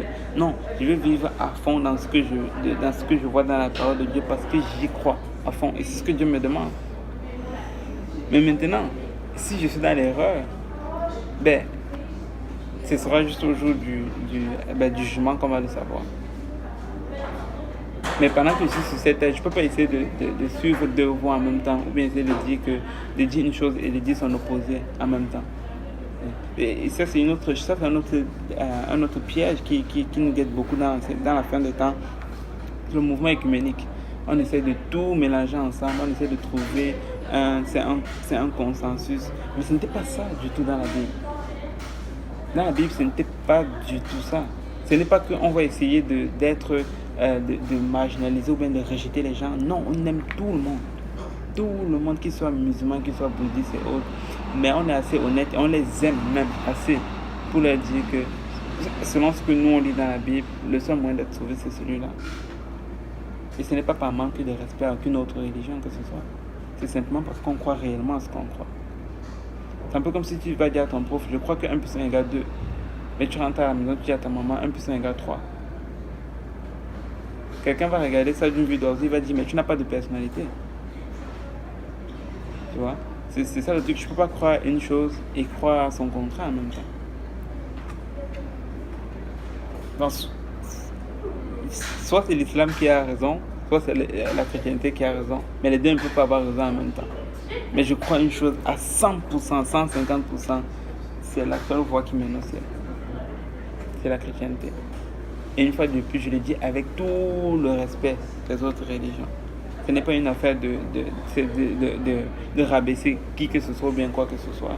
Mais c'est juste parce que je crois réellement à cela. Donc là, se termine en fait notre leçon sur Noé. Et ce qu'on veut vraiment réaliser, c'est que cet âge-là, c'était vraiment le parallèle, c'est vraiment le type même de l'église. Il y avait une seule porte pour entrer dans l'arche, il y avait une seule fenêtre, il y a aussi une seule porte pour entrer dans l'église. C'est ce qu'on a exposé assez longuement aujourd'hui. Et peut-être la chose qu'on n'a pas lue, qu'on retrouve dans Genèse 9 ou 8, c'est que Noé, il a finalement fait littéralement 1 an dans cet âge-là, probablement 1 an et quelques jours, quelques mois, dans l'arche avant de sortir. Et juste parce que le temps est avancé, on va épargner la lecture. Mais à la fin, c'est Dieu lui-même qui a dit à Noé qu'il pouvait sortir. Si vous vous souvenez de l'histoire, Noé a d'abord pris une colombe ou bien un corbeau, il a envoyé. Et puis quand il a vu que l'oiseau revenait, ben il a conclu que les eaux étaient encore grandes sur la terre. Donc il a encore attendu. Et ainsi de suite. Jusqu'au moment où il a envoyé le corbeau ou bien Oui. L'oiseau. Je sais plus, le corbeau et l'autre oiseau là, ok, et la colombe, voilà, merci. Voilà ça que je cherchais, et la colombe, et que l'oiseau n'est pas revenu, ben il a déduit que il pouvait maintenant sortir. Mais la chose qui est vraiment extraordinaire à réaliser, c'est que même lorsque, je peux dire logiquement parlant, il pouvait sortir de l'arche, parce qu'il n'y avait plus, les eaux n'étaient plus grandes sur la surface de la terre, il est quand même resté dans l'arche, il a attendu le go de Dieu. Il a attendu que Dieu lui dise que là maintenant tu peux sortir de l'arche. Et c'est à ce moment-là que Noé et toute sa maison est finalement sorti de l'arche. Et là après Dieu lui a dit maintenant tu pourras se manger de tous les animaux qui se meuvent sur la surface de la terre. Mais avant ça, quand Noé est sorti de l'arche, vous vous souvenez, il a fait quelque chose de très important. Il a construit un hôtel. Il a construit un... Waouh, ça c'est les étudiants. Chic. Oui. Je sais pas si ma question va être comprise. Ouais. Est-ce qu'on peut faire un parallèle avec cette partie de l'histoire de l'arche et nous aussi, vu que techniquement on est un peu dans une arche spirituelle dans laquelle on entre et on œuvre chaque jour tant qu'il y a la destruction. C'est spirituel, tout ce que j'ai envie de dire. Est-ce qu'il arrive aussi... Je veux juste savoir si on peut aussi faire un parallèle du fait que Noé, par exemple, a envoyé des oiseaux pour regarder si la tempête était finie. Est-ce qu'on peut faire un parallèle avec nous? Mais moi, je n'en vois pas. Mais ça ne veut pas dire qu'il n'y en a pas. Okay. En étudiant la Bible, souvent Dieu va te donner des révélations et te montrer plein de choses. Et je crois qu'il y a définitivement beaucoup plus de leçons que ce qu'on a parlé, qu'on peut tirer de l'histoire de Noé. Okay. Et donc la porte est ouverte, on peut tous aller prier, jeûner, le Seigneur va nous révéler des choses. Okay. Mais je pense que ça c'est probablement la chose la plus importante qu'on veut retirer de là, c'est qu'il y avait une seule porte et ça représente l'église. Et probablement qu'il y a d'autres leçons, c'est sûr qu'on peut tirer. Et même peut-être avec les dimensions de l'âge. Tu peux étudier, tu vas certainement trouver des affaires. Ok. Mais cet âge-là représentait réellement l'église. Donc lorsque Noé est sorti, il a bâti un hôtel. Et la Bible nous dit quelque chose de très spécifique. C'est qu'il y a une odeur qui est montée vers Dieu et Dieu a senti le parfum de cette odeur. Il a dit waouh, je vais renvoyer mes bénédictions en retour. Et c'est à partir de là, deviner c'est quelle bénédiction que je lui ai donnée. Elle dit, avant tu étais végétarien, maintenant tu peux être carnivore. À mes mots, ok. Il a dit, maintenant tu peux manger de tous les animaux qui se meuvent sur la surface de la terre. Ok. Et c'est comme ça que Noé est sorti de l'arche. Ils ont continué leur vie avec Sem, Cham et Japheth. Ok. Et ça donne, ça fait la transition entre ça et ce qu'on va voir la semaine prochaine, qui est aussi très intéressant autour de Babel. Mais après, ces enfants sont partis où? Ils se sont multipliés, ils se sont dispersés. Ok. De la surface de la terre. Mais pas tout de suite. Ils ont d'abord construit C'est la ces tour filles de qui Babel. ont fait l'abomination, là. C'est les filles de Noé. Non, non, les filles de la Ok. ça, c'est après. Ok. Ok. Donc, et ainsi se termine notre étude pour aujourd'hui. L'arc-en-ciel. Il y a l'arc-en-ciel qui est apparu et c'était le signe que le Seigneur n'allait plus détruire avec les autres. avec les autres. Ouais. C'est plein de choses comme ça qu'on ne peut pas dire. C'est ça l'arc-en-ciel. Il y en a qui disent qu'aujourd'hui, quand ils voient l'arc-en-ciel, ils commencent à avoir peur. Et je pense qu'un peu, je fais partie de cela. Ouais, moi aussi. Ouais, un peu. En fait, moi, je sais pas, je suis toujours en mode Dieu me rappelle en fait l'alliance qu'il avait. Oui. Quand je dis peur, c'est pas dans le sens où je pense que Dieu va revenir dans les 5 prochaines minutes. Non. Tu vois, dans ce sens-là. Bon, comment. Donc, c'est cela. On va prier. Et s'il y a d'autres questions, on va les prendre sur le chemin parce qu'on est un peu en avance dans le temps. Seigneur, toujours prier encore pour qu'on puisse. Amen. Alléluia, merci Seigneur Jésus, Papa, merci éternel des amis pour cette étude biblique que nous avons eue aujourd'hui, Seigneur. Merci éternel de nous avoir parlé, Seigneur. Merci Seigneur Jésus pour ce qu'on a appris aujourd'hui, Seigneur. Éternel, je viens, Seigneur Jésus, le maître, Seigneur. Éternel, Seigneur, nous allons manger, Seigneur, nous te prions nous remettons cette nourriture entre tes mains, Seigneur Jésus. Papa, pour l'éternel des amis, que nous puissions, Seigneur Jésus, arriver à l'église, Seigneur Jésus, en bonne santé pour la seule gloire de ton